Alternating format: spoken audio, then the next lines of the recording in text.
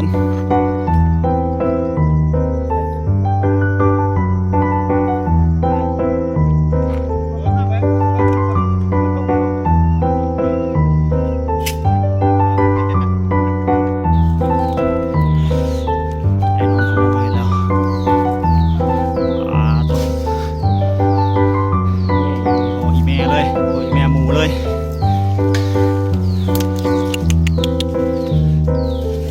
เสียงมาเฮาปืนหำบนหนึ่งมิดจัดโอ้กูเรือแล้ววะ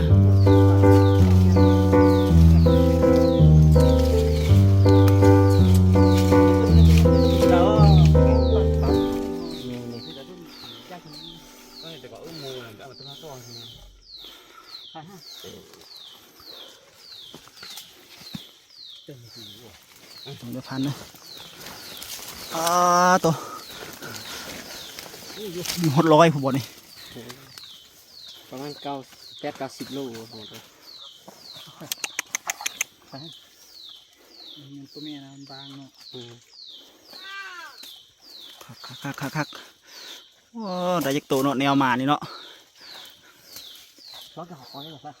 14 ล้านเขาไปโอ้ตัวเก่งนี่เลยแล้วก็ปิดตาเอาแท้ขันมันนี่ตัวจ้อยมันปลาหัวเนี่ย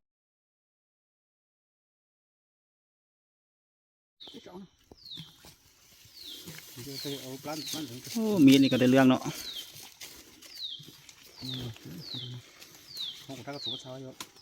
ใครเป็นคนยิงใครไอ้ป่ะ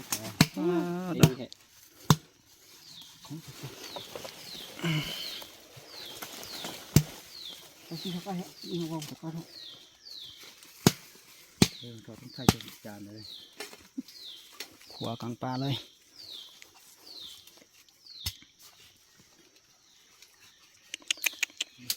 ตาสะอ่อนเนาะเอาข้าวจุบะโอ้ยตุ้งคนเลยเขาจิไปอันนั้นเขาจิไปหอดเอาไก่นี่เจ้าปลือเช่าเลยปลือใครจะทำนะ3 คนอะไรมันปลับพัวตัวอีก2 คนเลยไปใส่ถ้าว่าเขาอยู่ขึ้นแล้วมาบุทันได้ผมมาเขาอยู่นะท่านมันอะไรเงี้ยไล่เด็กก็จะกินหมูแล้วก็ขึ้นไปไว้นั่นนะมันขันลงมาแล้วเนาะมันไต่เลยไล่ลูกทึ่งคนละลงมาแต่ว่าเขาเด็กกันไล่นะรัดต่อกันเขาเห็นตุ้งตัวนึงพอสบายเนี่ยสมนี่เป้านอนดูทึ่งงูเหลือมอ่ะงูเหลือนั่นนะใหญ่เห็ดสลิดยานมันดูดใส่นะแต่บอกว่าถ้าว่ามูเอาเนี่ยมันให้ยิงนี่แต่ว่ามูเอากายให้คนเดียวได้เห็นอยู่ทึ่งคนนะเห็นอยู่ทึ่งคนนะอยู่ถุดินนะอยู่ต้นใหม่อยู่ขึ้นทำไม่นี่แหละมันนอนคือเด็ดอย่างนี้นอนอาบแดดไปคนเดียวบอกการยิงก็บอกกาเป้มานะยิงได้ปากกาได้ว่าการจะไปไล่ตัวหมูแล้วก็ไม่ได้ไปแล้วหมูแม่เราก็ต้องให้ได้ฟัวยิงเอาก็ได้โอ้คักเนาะมานี่เนาะเยอะยังไงอ่ะเฮ้ยอยู่เจ๊โต้เสีย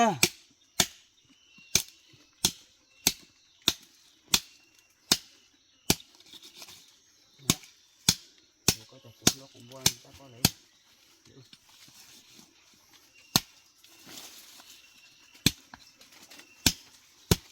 nó chào quá hình sữa tao thấy nó thì tao lạ hả có mình dễ tao cái té nó chỉ tay thôi đấy này đôi cái té hả cái này đôi cái cái đó nó là cái dễ không rồi tay không tao mấy chuyện nhà cái đậu luôn nè buồn nó chỉ tao lắm rồi một thuận cái thầu là ní xong ní thầu ông conตัวมีมันก็ไล่อ่ะมาฮะตัวมีบ่ไล่มันจานเนาะไล่แต่หมูปลากับฟันว่ะฟันก็บ่ไล่ไล่แต่หมูปลานะโอ้ขอใช่ตัวฟันก็ไล่น้อยนึงก็บ่ไล่แล้วตัวมีนก็ไล่น้อยนึงก็บ่ไล่แล้วมาหมูโดยเฉพาะมันย่านให้หน้าตัวมีนนี่นะ มันอันเคยเจ็บน้ำโตอันนั้นนะพี่ ว่ามาเล่นมันก็เล่นก็เล่นเฮ้ย เล่นกับมึงอันว่าไล่มีบอลพาไป ใครบ่ไล่แล้วตอนนี้ ไล่ตัวมีอะโอ้มึงเขาเจ้ายิงมันบ่ตาย เจ้าอยู่หนองสานนี่ป่ะอ๋อตัว แต่ว่าพอจำยังได้ก็ยังได้ดุมได้ป่ะ เด้อ ตัวมีนี่น่ะ ยิงลูกนึงมันบ่ตายยิงมอนึงนะยิงที่40ต้นใหม่นั่นเขาเจ้ายิงมันบ่ตายเลย มัน นี้นะ กลับไปนำ จุเฮาไปนำบ่ได้มันบ่ มานะ คันมีม้าเนี่ยแต่สิเห็นมัน ก็ชิสิงกูเพื่อนก็ไม่เจ๊ก็ไปยังซะ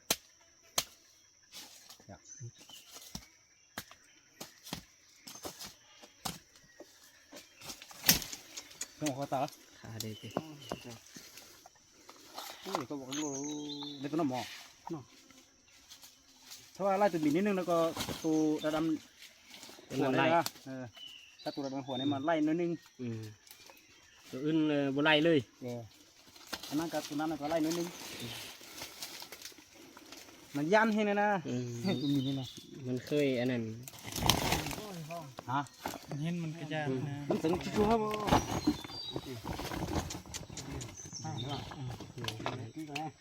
เมื่อกี้โอ้ยใครตัวกี้หลบกันอ่ะ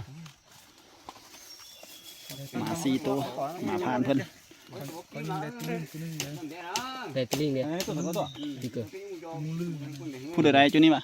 ยังพวกจะยากสิบปองพวกเลยเม่นสุบมาตัวแดงกัดขาดครึ่งนึง หมูลึงน้อยติตัวน้อยติ มาตัวเด้อ เนี่ยเสียวเยอะว่าตัวลึง หมูลื่นปะหมูลื่นเยอะเลยมาเขาเห็นยังจะทิ้งไก่ขึ้น คิ้วเนาะ เห็นเหรอ มันปั่นให้ขาหนึ่ง มัน เดี๋ยวจะทิ้งให้เอาไง โอ้คัก เอาไปนั่นแหละครับเลยเอาใจกันเสาเอาไปเอาไปเอาเดี๋ยวเต่า ตัว ไปเอาไปมาเอาไปไปตัวก็ไปให้ลุงไปเราสนซะหรอก ได้ตลอดติตัวมูนี่ จ้าบ่ได้ไปไหล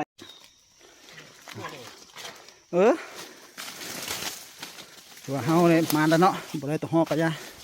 ได้ขาหนึ่งกับเครื่องในมันไอ้น้องพะมงเพิ่นก็บ่เอาเนาะ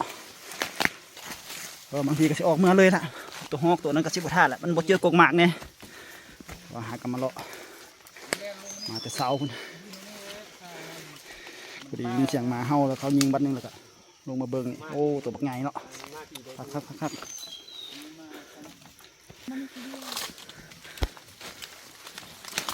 ได้ขาหนึ่งกับเครื่องใน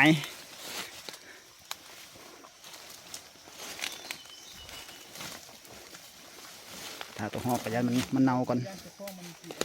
เด้เหี่ยวเลยบ่นี่นะพูดเดี๋ยวไปเฮ็ดเหี่ยวใส่อยู่นี่สลิงเขานี่โอ้เหี่ยวหมูป่าเขาแต่โดนแล้วนี่ เป็นลูกมันละ หลายปีแล้ว สมัยโบราณ สองปีแล้วนี่ จนว่าอันนั้น ปีไป2 ปีนะ ไฟมันคือ ไฟมันคือมัน โอ้หมูป่ายังหลายอยู่เนาะ เลี้ยงมาอะไรแมวเขาเนี่ย เป็นอะไรไปเบิ่งพุ่นละเบิ่งของเธอก็สิครัวอยู่ห้อยแล้วก็สิไปครัวอยู่เฮือน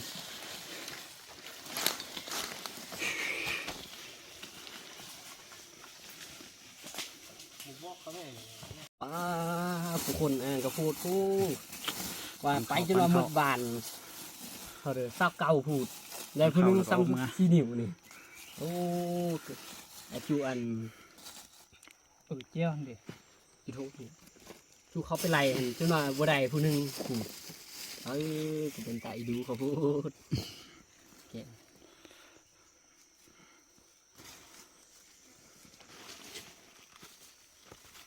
ตัวแม่ผมกินแล้วเนี่ย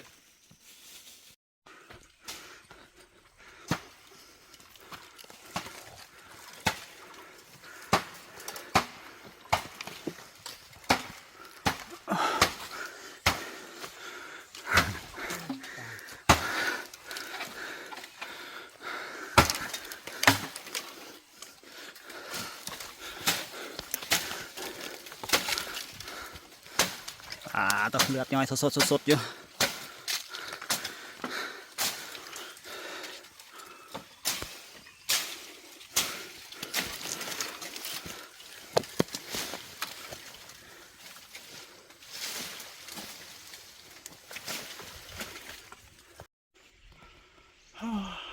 ไปไหมปลาหมด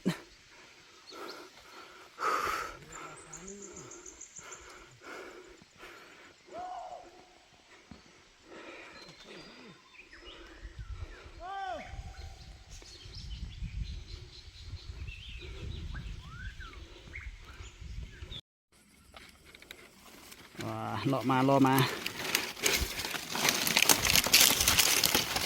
ตัวยังกินนี่ตัวเงินบ่ตัวยังพูดนะยังใหม่ๆอยู่นี่เมื่อคืนนี่